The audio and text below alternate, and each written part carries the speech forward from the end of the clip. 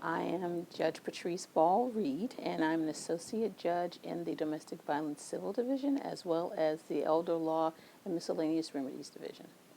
I hear orders of protection as well as civil no-contact stalking cases and civil no-contact cases. I am one of the judges that issues orders of protection. There's two different sections in this domestic violence division. There's a civil side and then there's the criminal side. I am on the civil side, and there is a second judge who has a court call in the civil division, and then there are judges who rotate and do the emergency orders during the course of the day. Actually, it's petitioners and respondents because it's civil. It is basically someone saying they're afraid of the other person and that they want them to stay away from them.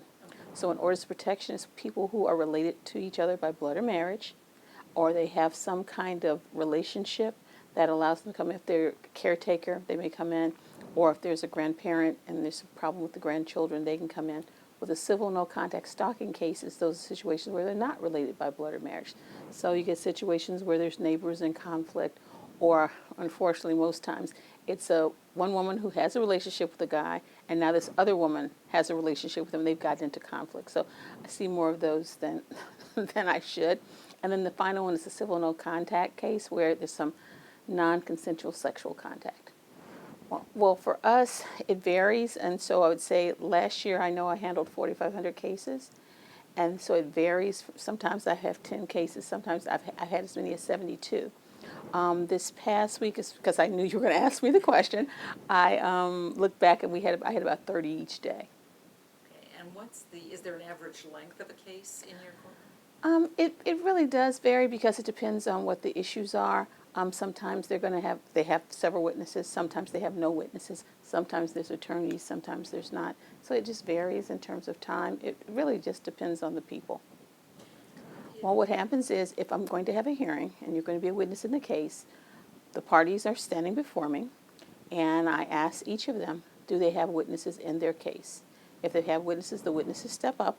I swear everybody in at the same time, so there's no back and forth and people are not sitting in the courtroom listening to them and knowing what they should say. So all the witnesses raise their hands. After I've sworn them in, then I ask them to step into the hall until they're called in to testify. So they're going to wait until they've been asked by their particular litigant to come in and testify on their behalf.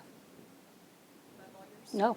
Most times it's pro se, or they've got a new name for something, litigant. Unrepresented litigants now as opposed to pro se. And so no, they can come in, they can file for free. They don't have a filing fee. When someone files their appearance, they have to pay, but it's free. And so they don't necessarily have to have an attorney to come in. Correct.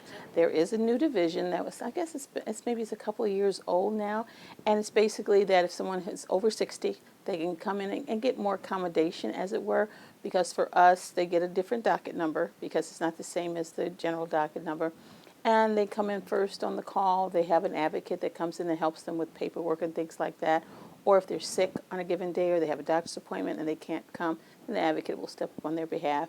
And because it is an elder case, we expect those kind of accommodations, or allowing them to sit when normally people stand before the court. So they give special accommodations. I am in the Domestic Violence Division courthouse. I guess the building itself was, refurbished, as it were, about 8 years ago. Maybe 10 now, because it's been a while now. But it was an older building, and then they just redid the outside, and so it's a newer building in terms of what the other buildings that are used in the Circuit Court of Cook County. And so it's a very nice space. I like it. As of 6 years ago, the civil cases were handled in the Domestic Relations Division. But they had a courtroom over there, and then the criminal cases were with the criminal division, and now it's civil and criminal, but it's a division in and of itself. But what I find most interesting, two things. One, this is not people's court, and people want to come in and be loud and act crazy. No, you can't do that. This is a courtroom. You have to have respect for the court. So you can't come in and just act strange and be weird, because if you do, I will have the sheriff take you in the back. So people need to understand that. Be respectful of the court. This is not court TV. You can't act out and act crazy. The second thing is, I've over the years, I've just found that people are really mean to each other, and that's why they end up in my courtroom.